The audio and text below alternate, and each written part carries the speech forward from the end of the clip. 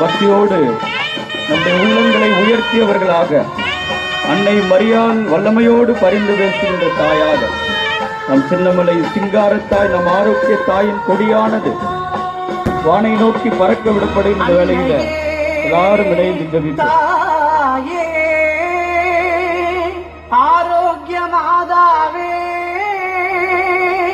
அம்மா, உன் அருட்கரங்கள் உலகை அணைக்க துடிப்பது போல் உன் திருக்கொடிதான் வானில் எழுத்திடந்திடவே பறக்குதம்மா.